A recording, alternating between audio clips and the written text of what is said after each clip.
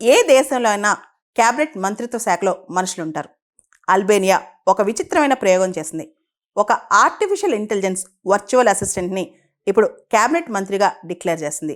రీసెంట్గా దీనికి సంబంధించి అల్బేనియన్ ప్రైమ్ మినిస్టర్ ఎదిరామా ఒక అనౌన్స్మెంట్ కూడా చేశారు. డయేలా ఈ పేరుతో ఒక ఫీమేల్ కాస్ట్యూమ్స్తో ఉన్న, అంటే ట్రెడిషనల్ అల్బేనియన్ డ్రెస్ వేసుకున్న ఒక అమ్మాయి.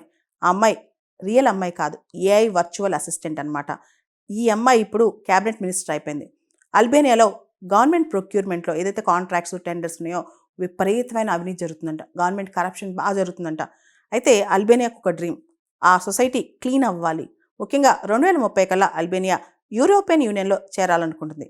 అయితే కరప్షన్ అంత ఎక్కువ ఉంటే దానిలో చేరటం కష్టం అనమాట. దాంతో అసలు పాలిటిక్స్లో కరప్షన్ పూర్తిగా తీసేయడానికి, సొసైటీలో ట్రస్ట్ పెరగడానికి ఒక వినూత్నమైన ఆలోచన చేశారు. అదే ఏఐ పవర్డ్ వర్చువల్ అసిస్టెంట్. ఈ ఏఐ పవర్డ్ వర్చువల్ అసిస్టెంట్ డయాలా ఇప్పుడు మినిస్టర్ అయిందనమాట. డిజిటల్ అసిస్టెంట్ హెల్పింగ్ ఆల్ ఈ అల్బేనియా యూజర్స్ అనమాట. యాక్చువల్గా ఈ డయాలా ఏదైతే ఏఐ పవర్డ్ వర్చువల్ అసిస్టెంట్ ఉందో, బేసికల్గా ఇది తయారు చేసినప్పుడు ఒక డిజిటల్ అసిస్టెంట్ ఈ అల్బేనియా అని చెప్పి ఏదైతే ఈ గవర్నమెంట్ సర్వీసెస్ ఉన్నాయో, అంటే ఈ డిజిటల్ సర్వీసెస్ ఉన్నాయో వాటికి సపోర్ట్ చేయడానికి, గవర్నమెంట్ టెండర్స్ ఎలా జరుగుతున్నాయి వాటన్నిటిని ఓవర్సీ చేయడానికి డయాలాని తీసుకొచ్చారు. డయాలా ఇప్పుడు చాలా ఎఫిషియెంట్గా పనిచేస్తుంది కాబట్టి డయాలాని క్యాబినెట్ మినిస్టర్గా చేశారనమాట. డయాలా పబ్లిక్ టెండర్స్లో 100% అవినీతి ఆపేస్తుందంట.